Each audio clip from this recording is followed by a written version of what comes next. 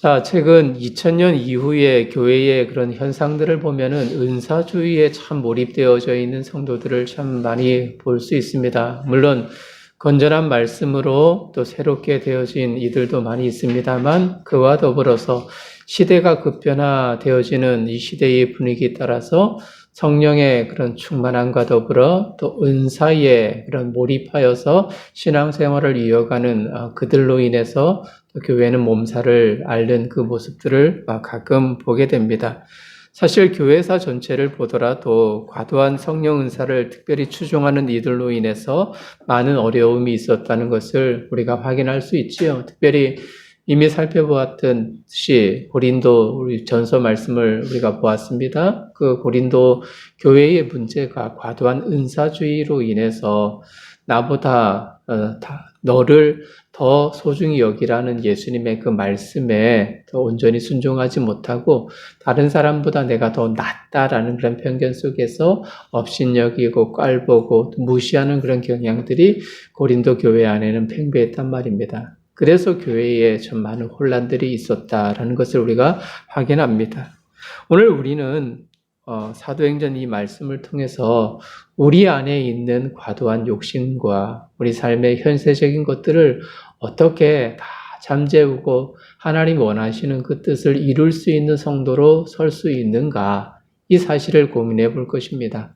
말씀을 통해서 하나님이 주시는 깨우침을 통하여서 온전히 성령 하나님의 음성에 반응하고 그리고 건강하게 하나님의 나라를 일궈가는 늘사랑의 식구들 되시길 주님의 이름으로 축복합니다. 두 가지 말씀을 보겠습니다. 자, 예수님의 제자들이 질문했던 그 질문의 의도가 무엇인가, 이것을 살펴볼 것이고요. 또 다른 하나는 그 제자들의 질문에 답하는 예수님께서 그 제자들에게 있는 그 문제가 무엇인가를 진단하고 해결점을 말씀하시는 그 주님의 음성에 우리가 귀를 기울일 수 있는 귀한 은혜가 있기를 간절히 원합니다. 먼저 제자들이 예수님께 질문을 합니다. 주님께서 이스라엘 나라를 회복하심이 이때입니까? 라는 질문으로 말문을 열어가죠. 자, 당시 제자들은 주님 말씀과는 다른 의도가 있었던 것이 사실입니다. 주님은 이 땅에 오셔서 많은 일을 행하셨잖아요. 죽은 이도 살렸고 병자도 고쳤고 귀를 듣지 못하는 그 귀머거리, 말 못하는 벙어리, 또 안진뱅이도 일으켜서 하나님 나라의 권세로 온전히 살아갈 수 있는 능력을 베풀어 주셨습니다. 그리고 예수님께서는 가르쳐 주셨습니다. 주옥 같은 그런 하늘의 귀한 교훈을 많은 이들에게 알게 하셨죠. 새벽에 우리가 말씀을 살폈듯 산상수훈을 통하여 팔복을 통하여서 그리고 계속된 그런 하늘의 귀한 지혜들을 세상의 사람들에게 알려주셨던, 계속해서 말씀으로 그들을 깨우쳤던 주님의 모습을 우리가 확인합니다. 그리고 12 제자를 삼았습니다. 가난하고 배우지 못하고 사회에서 영향력을 끼치지 못하는 이들을 제자 삼아서 복음 전도자의 삶을 살아갈 것을 예수님께서는 당부하셨어요. 그리고 공생의 모든 사역을 마무리하시고 부활하셔서 40일간 제자들과 함께 하나님의 나라의 그 일들을 가르치시고 마지막 부탁을 하셨습니다. 4절 말씀이죠. 예루살렘을 떠나지 말라. 내게서 들은 바 아버지께서 약속하신 것을 기다리라 말씀하셨습니다. 여러분, 약속하신 것이 무엇일까요? 5절에서 밝혔듯 약속하신 것은 성령의 은혜입니다. 성령의 세례입니다. 그런데 제자들은 예수님의 의도와는 전혀 달랐음을 봅니다. 그들은 주님이 말씀하신 약속하신 것이 무엇인지를 의아해합니다. 약속한 것이 무엇일까? 예수님께서 약속하신 것을 기다리라 말씀하셨는데 그것이 무엇일까? 제자들은 궁금하기도 합니다. 제자들은 예수님의 지상사역 기간 줄곧 이스라엘, 자기 나라의 민족의 독립을 위해서 그렇게 사모하고 간절히 그 소망을 품고 있었던 것이 사실입니다. 회복을 통하여서 실현될 하나님 나라의 그 모습을 보고자 하는 열망과 꿈이 제자들 마음속에 여전히 녹아져 있는 겁니다. 그리고 그것이 현실화가 되면, 이루어지면 자신들은 예수님의 제자이기에 큰 역할을 할 것이다. 주어진 특권을 누릴 수 있는 기득권자가 될 것이다. 라는 그 마음이 그들 마음에 있었던 것이 자명합니다. 사실 우리가 예수님의 제자들의 모습들, 현실적인 것에 다투고 또 서로 으뜸이 되고자 하는 그런 모습들을 가끔 보았잖아요. 예수님께서 예루살렘에 올라가실 때마다, 명절 때마다 예수님이 올라가셨는데, 3번 올라가셨는데, 그 가운데서도 계속해서 예수님이 예루살렘 올라가면 이제 왕이 될 거고, 지도자가 될 거고, 그러면 로마의 모든 압제에서 나라는 독립이 되어지고, 이제 자발적으로 생성할 수 있는, 발전할 수 있는 나라가 될 것인데, 그러면 내가 예수님 오른편에 설 수 있고 나는 좌편에 설 수 있고 그 어떤 자리든 예수님으로부터 받은 그런 많은 명예를 내가 획득할 수 있을 것이다 라는 그런 일념하에 서로 다투고 서로 시기하고 서로 깔보는 그런 일들을 서슴지 않았다라는 것을 우리는 말씀을 통해서 확인했습니다. 시기했고요. 즉 인간적인 우선순위에 과몰입했던 거죠. 나 자신을 위한 권력을 맛본 것입니다. 예수님께서 십자가의 죽으심으로 인해서 그런 꿈들이 산산조각이 났건만 이제 부활하신 주님을 보고서 다시금 정치적 회복에 대한 기대가 스물스물 다시 피어오르고 있는 그들의 모습을 봅니다. 그렇잖아요. 예수님이 십자가의 죽으심으로 인해서 그런 꿈들이 다 이제는 물거품이 되었다라고 생각했는데 그 주님이 사망 권세를 깨치시고 살아나셨던 정말 권능의 하나님이심을 볼 때 그들은 다시금 현세적인 그런 모든 모습에 몰두하고 있는 것이지요. 인간적 욕망이 생겨난 것입니다. 분명 주님은 하나님 나라의 일들을 그들에게 지속해서 가르쳤어요. 실망과 좌절로 가득 찬 그들에게 친히 살아나셔서 부활의 참된 소망을 안겨주셨고 주님을 위해 헌신한다는 의미가 무엇인가를 분명히 깨닫게 했지만 여전히 육신의 그 소욕을 이루고자 하는 제자들의 모습이 있는 것이죠. 주님이 많은 기적을 행했고요. 또 많은 죽은 자를 살렸지만 예수님은 결코 자신을 위해서 기적을 행하지 않으셨습니다.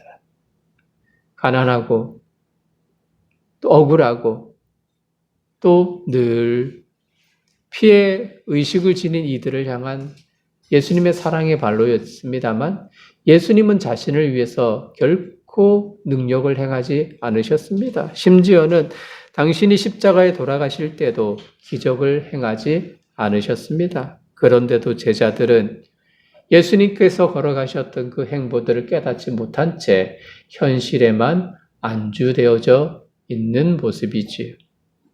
사람들의 기대는 바로 현실적입니다. 영적인 것들을 추구하지만 때로는 눈에 보이는 것, 가시적인 것들을 맛보고자 하는 욕심이 나타날 때가 있습니다. 다른 사람은 몰라도 나만큼은 그렇지 않습니다. 나는 예배에 몰두합니다. 나는 하나님 말씀에 집중하기를 정말 했습니다. 하나님께 진실한 마음으로 나아갑니다. 이렇게 말하는지는 모르겠습니다만 그 말 속에서도 이기적인 욕심이 내 안에 있다는 것을 우리는 알아야 하는 것입니다. 여러분 가정에 혹은 다니던 직장에 또 혹은 사업터에 어려움이 생기면 우리는 하나님께 간절히 메어 달려서 기도합니다. 하나님 불쌍히 여겨주소서, 하나님 회복시켜 주소서 그렇게 기도합니다. 여러분 우리가 연말에 여러분들에게 제가 부탁을 드렸어요. 기도의 제목, 개인적인 것, 가정적인 것 기도 제목을 좀 소상히 적어서 주시면 좋겠습니다. 여러분 그 의도가 무엇일까요? 저 역시도 여러분의 개인적인 그런 아주 상세한 그 현실의 그런 고통과 아픔들을 알고 하나님께 기도하기 위한 하나의 기도의 제목이었고요. 또 다른 하나는 무엇일까요? 여러분 스스로 하나님 앞에 메어 달려 기도자가 되라. 하나님께 간절히 아뢰는 하나님의 백성이 되라라는 의도가 그 안에 담겨져 있는 것입니다. 우리가 스스로 기대하고 바라고 소망하면서 기도하라는 이야기지요. 물론 중보 기도의 그 역사는 위대합니다. 개인적이고 공동체적인 그 기도는 큰 힘을 발휘하죠. 특히 하나님을 향한 신실한 믿음을 가진 이의 기도는 큰 힘을 가졌어요. 야고보서 5장 16절 18절 말씀을 보면 야고보 기자는 이렇게 말합니다. 의인의 간구는 역사하는 힘이 큼이라. 이렇게 이야기를 했어요. 우리 욕심에 이끌리는 기도가 아니지요. 하나님의 뜻에 맞추어서 그분의 의지가 이 땅에 임하기를 간절히 사모하고 바라는 마음, 그 마음의 발로에서 나오는 기도입니다. 우리는 진지하게 나 자신에게 우리 스스로 우리 공동체 안에서 물어야 합니다. 왜 기도하는가? 왜 물어야 하는가? 무엇을 간구하는가? 이것을 우리는 스스로 물어야 하고 정확한 솔루션을 찾아야 하는 것이 마땅합니다. 현실 속에서 부유함을 맛보기 위함인가? 좀 더 나은 경제적 삶을 위함인가? 그것을 위해서 우리가 기도하는 것인가? 우리는 날마다 종교적인 삶을 살기 위해서 노력합니다. 그 종교적 노력, 다시 말하면 우리의 기도 속에는 나의 육신의 만족 위에 무릎을 꿇을 때가 많은 것이죠. 다른 사람보다 더 경제적인 우월감, 그것을 누리기 위해서입니다. 그것을 원하며 기도하죠. 여러분, 자녀를 위해서 기도하는 것은 또 어떻습니까? 성공을 위해서 기도하죠. 무엇을 위한 성공입니까? 내 자녀들이 다른 사람들과의 경쟁에서 이기며 우월의 그런 관계 속에서 살아가고자 하는 그런 성공인가요? 그렇다면 감히 말합니다. 종교적인 테두리 안에서 또 하나의 개인적 욕망이고 욕심이라고 여깁니다. 우리는 극복해야 합니다. 우리는 넘어서야 합니다. 종교적인 거룩을 포장하는 개인의 욕심을 내려놓아야 하는 거예요. 그렇지 않으면 내가 나 자신이 신이 되는 겁니다. 내가 하나님이 되는 것입니다. 과거 메소포타미아의 그 사람들이 바벨론에서 그 근동에 그 사람들이 바벨탑을 쌓아 하나님을 섬긴다는 그런 취지하에서 내가 신이 되고자 하는 그런 열망이 내가 으뜸이 되고자 하는 그런 욕심이 최고조에 올라서고 있다는 것을 우리가 말씀을 통해서 또 확인할 수 있지 않습니까? 우리 삶 속에 나를 버리고 주님 가르침을 채우지 않는다면 어쩌면 제자들이 주님께 물었던 질문과 똑같아요. 제자들이 어떻게 물었습니까? 주님이여, 이스라엘 나라를 회복하심이 이때입니까? 이 말은 내 경제적 만족과 육체적 강건함을 누릴 수 있는 때가 지금입니까? 지금 이곳에서 채워주시렵니까? 이런 것입니다. 하나님의 영광과 하나님의 뜻을 생각하지 않은 채 우리의 욕심만을 채우고자 하는, 욕심만을 이루고자 하는 현세적인 그런 목적에만 눈이 멀어 있는 제자들과 똑같다는 이야기입니다. 주님 말씀하시는 회복과 제자들이 생각하는 회복은 이렇게 차이가 있어요. 영적인 것을 추구하여 심령의 만족함을 누리고자 하는 우리에게도 가끔은 육신, 현세적인 것들로 가득 차 있음을 깨닫습니다. 이제 이런 종교 우월감, 종교를 이용한 나의 욕망을 이루고자 하는 생각들을 버려야 할 것입니다.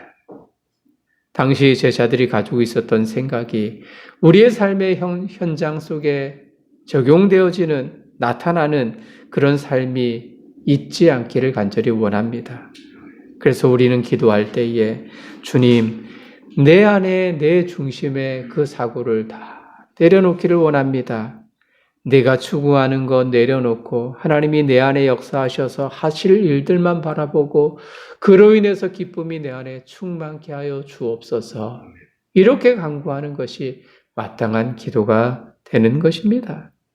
사랑하는 성도님들, 제게 고민이 있어요. 우리 2024년의 슬로건이 무엇이었던가요? 내 입을 크게 열라. 그 이후에 내가 채우리라. 하나님의 약속의 말씀이 있습니다. 내 입을 크게 열면, 믿음으로 크게 열면 하나님이 채워주신다. 이렇게 약속해 주셨죠. 그런데 여러분 성구영신 예배 때도, 지난 주일 예배 때도 우려함이 있다고 이야기를 했었죠. 바로 이스라엘 백성들의 불순종, 그들의 믿음 없음, 그거로 인해서 하나님이 채우시는 그 은혜가 다 사그러들고 다 없어져 버리고 핍배된 그 인생으로 살아가는 이스라엘 백성들의 모습을 보면서 우리가 반면교사로 삼자라고 말씀을 드렸습니다. 그들은 하나님을 등졌습니다. 분명 하나님이 채우신다고 입을 크게 열라 했지만 의심으로 가득 찼습니다. 믿음이 희미해질 때도 많았었죠. 그래서 그들은 그런 결과를 맞이할 수밖에 없었습니다.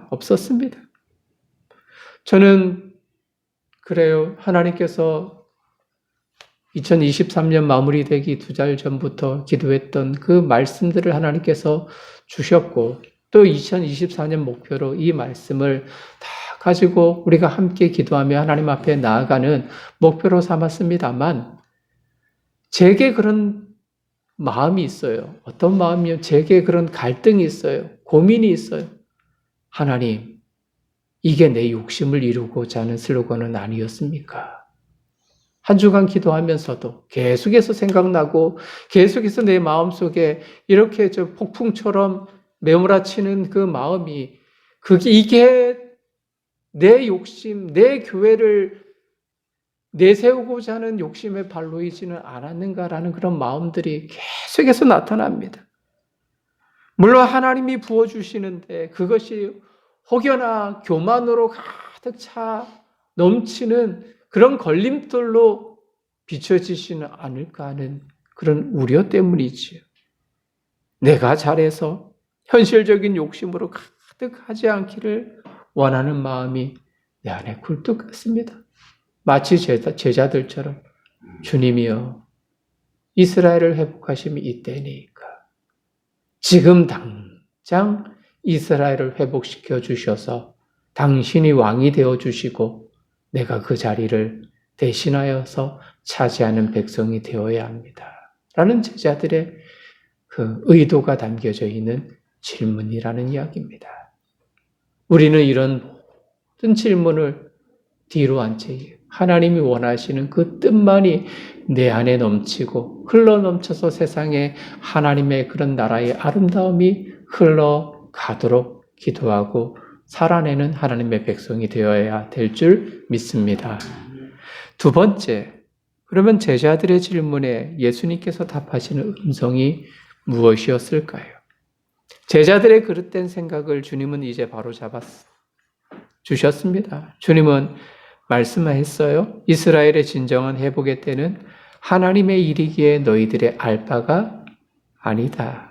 단지 너희들은 내 증인으로 삶을 살아가라. 이 말씀을 하시고 하늘로 승천하셨죠. 승천하시는 주님을 멍하니 쳐다보는 이들을 향하여 천사가 이렇게 말합니다. 갈릴리 사람들아 어찌하여 서서 하늘을 쳐다보느냐. 주님은 승천하신 그대로 너희에게 오시리라.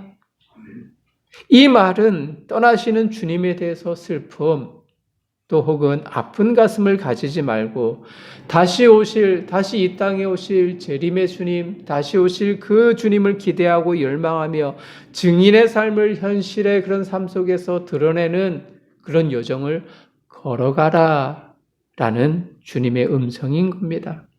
사랑하는 여러분, 어떻게 하면 주님 오심을 기대하면서 현실 속에서 충실한 삶을 살아갈 수 있을까요? 어떻게 하면? 8절입니다. 같이 한번 읽어볼까요? 8절 시작. 오직 성령이 너희에게 임하시면 너희가 권능을 받고 예루살렘과 온 유대와 사마리아와 땅끝까지 이르러 내 증인이 되리라 하시니라. 아멘. 우리 육신의 생각을 버릴 수 있는 것은 바른 꿈과 바른 비전으로 내 안에 충만하게 채울 수 있는 유일한 비결은 성령입니다. 성령입니다. 예수님께서 2번이나 이야기했어요. 약속하신 것을 기다리라. 그러면서 5절에 그 약속하신 바가 성령이었습니다. 성령의 세례였습니다. 그리고 8절에서도 성령으로 충만하여서 그런 삶을 살아갈 때에 제자들이 가졌던 그 질문, 우리가 현실에서 품고 있었던 그 모든 것을 떨쳐버리고 하나님의 뜻을 실현할 수 있는 하나님의 백성으로 우뚝 설 수 있다는 주님의 교훈인 것입니다. 성령이 임하면 가능합니다. 4절 하반절 약속하신 것, 그것도 성령의 세례를 받는 것이고, 성령이 임하면 예루살렘의 회복을 기다리는 자신의 욕심과 이기적 마음의 성취를 이루고자 하는 모든 것들이 사라지고 주님의 증인이 될 수 있어요. 현실의 부함, 욕심, 내 안에 거짓으로 가득한 것을 정화시킬 수 있고 하나님의 온전한 제자로서 복음을 위해 헌신할 수 있습니다. 증인, 마르투스, 보고 들은 것을 전하는 사람, 말하는 사람, 그것을 일컫죠. 내 증인, 즉 예수님의 증인입니다. 예수님의 행적을 낱낱이 고백하고 사람들에게 알리는 것이지요. 여러분, 사도행전은 바로 증인들의 역사입니다. 증인들의 그런 삶의 그 내역들을 정리한 것이 사도행전입니다. 지금껏 나만을 위한 삶을 살았던 이들이 예수를 만나고 예수를 고백하고 예수 안에 거하기를 다짐하고 예수를 증거하는 역사가 바로 사도행전입니다. 성령 충만받고 성령의 새 사람으로 살아가는 이들의 이야기입니다. 예루살렘에서 그리고 유대 지역으로 사마리아 지역에서 로마에까지 복음 증거가 이루어진 하나님 역사를 증거하고 있는 겁니다. 그런데 여러분, 사도행전을 보면 우리가 올 한 해 사도행전을 살펴볼 겁니다. 사도행전을 보면 온통 어떤 이야기냐면 실패한 이야기들입니다. 매를 맞았다. 돌에 맞았다. 핍박을 당했다. 감옥에 갇혔다. 독사에 물렸다. 파선했다. 이런 이야기들 뿐입니다. 심지어는 죽을 고비에 이르렀다라는 그런 내용도 있습니다. 그런데 이상한 것은 이런 핍박과 세상적인 눈으로 볼 때에 암울하고 실패한 인생들처럼 그런 비춰지지만 이상하게 성경은요, 사도행전 속에 나타나는 그 기록은 하나님의 그 말씀은 예수의 이름이 높아졌다. 이렇게 결론적으로 이야기를 합니다. 그 사람들 면모를 살펴보면 실패한 인생들처럼 보이는데 하나님은 도리어 예수의 이름이 높아졌다. 교회가 성장하더라. 복음이 흥왕되어지더라. 기쁨이 충만하더라. 이렇게 기록하고 있습니다. 여러분, 어떻게 가능합니까? 성령이 임하니까 가능합니다. 실패도 좌절도 낙담도 외로움도 슬픔도 아픔도 걱정도 성령이 임하면 변화됩니다. 성령은 위로자잖아요. 곁에서 위로하는 사람, 친구가 낙심하여서 눈물 흘리고 있을 때 조용히 찾아가서 그냥 꼭 손 한 번 잡아주는, 참 위로가 되잖아요. 그게 친구잖아요. 너 왜 그랬어? 네 그러니까 실패하는 거 아니야. 이렇게 나무라기보다도 그 모든 것을 한순간에 받아주면서 그저 내 마음 안다. 손 한 번 꾹 잡아주는 것. 성령 하나님이 우리의 위로자가 됩니다. 우리의 마음의 아픔과 고통과 슬픔의 좌절의 그 모든 것들을 아시고 위로하시고 다시금 일어서게 만드시는 분이 바로 성령이잖아요. 지금 제자들은 실패자들입니다. 앞에서 말씀드렸듯이 부활하신 주님을 보니 다시 국수적 민족주의 마음이 드러났기 때문이지요. 가시적 회복을 주님께 간청했기 때문입니다. 그런데 이런 마음도 성령이 임하면 변화될 수 있습니다. 오늘 본문상에도 제자들 역시 실패자일 수밖에 없습니다. 그러나 성령이 임하면 상황이 달라지겠죠. 우리의 상황도 같습니다. 지금 괴롭습니까? 지금 아픕니까? 어떤 것 때문에요? 아니면 현실의 그 모습을 바라보면서 괴로움으로 눈물 흘리며 밤을 지새우는 그런 분들은 혹은 없습니까? 자녀나 직장이나 사업이나 개인적 갈등으로 어려움 당하는 분들도 있을 겁니다. 바라보고 계실 겁니까? 어떻게 지금의 상황을 분노하며 분통 터뜨리며 그렇게 눈물 흘리며 있을 것입니까? 언제까지 종교적인 냄새만 풍길 것입니까? 우리는 기도해야 합니다. 내 안에 성령이 충만하여 사도행전을 기록했던 하나님의 사람들처럼 이 시대 속에 하나님의 위대한 능력을 나의 삶을 통해 기록해 나갈 수 있도록 성령이여 나를 다스려 주옵소서. 복음의 주인인 그리스도 예수님께 내 삶을 기꺼이 맡길 수 있는 성도가 되게 하여 주옵소서. 여러분, 왜 배우자와 결혼합니까? 가장 먼저는 사랑해서. 그런데 이 남자가, 이 여자가 내 삶을 함께 걸어갈 수 있는, 내 삶을 지탱해 줄 수 있고 내 인생을 맡길 수 있는 사람이라는 그 확신 때문에 우리가 서로 결혼하는 것 아니겠습니까? 함께 살아가는 것 아니겠습니까? 주님을 사랑하는 마음이 크고 위대하다면 그분께 내 삶을 드릴 수 있어야 하고 그분이 당부하셨던 온 세상을 향한 하나님의 복음을 위해 내 삶을 기꺼이 맡겨야 하는 것입니다. 그래서 우리 손으로 하나님의 일이 하나님의 나라에서 기록될 수 있도록 살아가는 늘 사랑의 모든 식구가 되어져야 마땅한 것입니다. 말씀을 마무리하죠. 오늘 1절에 보면 데오빌로라는 이름이 나타납니다. 한 관료입니다. 고위층 관료입니다. 그 사람에게 복음의 내역을 증언하기 위해서 쓴 성경이 바로 사도행전이지요. 한 사람을 향하여 주님의 행적을 기록하고 하나님 하실 일들을 통해 성령 하나님 역사함이 지금도 똑같이 임한다는 것을 보여주는 이 사도행전을 통해서 우리는 몇 가지 사실을 알았습니다.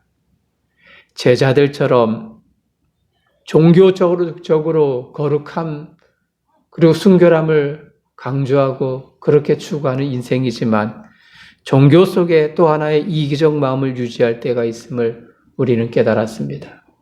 제자들처럼 주님, 예루살렘을 이스라엘을 회복하심이 이때입니까? 주님, 지금 내 가정을 살펴서 내 직장을 살펴서 내 삶을 살펴서 지금 응답해 주셔야 합니다. 지금 확 바뀌어서 내 가정에 물질 채워줘야 되고 건강도 채워주셔야 되고 마치 요술방망이처럼 내가 다른 사람들보다 우위에 있는 그런 사람이 되어야 합니다. 이렇게 간구하는 기복적인 신앙으로 살아가는 우리의 모습은 아닙니까? 그러나 주님은 말씀하셨습니다. 성령이 임하면 너의 잘못된 관념도 너희들의 잘못된 생각도 바뀌어지리라. 하늘의 능력으로 온전히 그리스도 예수님께 올인할 수 있는 인생을 맡길 수 있는 사람이 되리라. 복음의 증인으로 살아갈 수 있노라. 주님이 그렇게 말씀하시는 것입니다. 바로 성령의 답이었습니다. 내 안에 성령의 충만함이 있는가? 그래서 내 인생을 맡길만 한가? 어떻습니까? 성령 하나님께 우리의 인생을 맡길만 하지 않겠습니까? 그렇다면 이 시간에 성령 은혜 속에 거하며 진정한 회복의 은혜에 있기를 간구하는 시간이 되기를 바라고 성령 하나님과 늘 동행하는 삶을 살아가기를 간절히 원합니다. 아멘. 이 시간 질문합니다. 스스로 한번 답해 보십시오. 사랑하는 성도님들, 그리스도 예수께 내 인생을 맡길 만한가? 그리스도 예수님께 내 인생을 올인할 수 있는가? 성령 하나님이 저와 여러분들 심령 속에 가득 넘쳐서 성령의 사람이 되어 그리스도께 우리 인생을 맡길 수 있는, 기꺼이 헌신할 수 있는 늘 사랑의 식구로 우뚝 서시기를 주님의 이름으로 축복합니다. 아멘.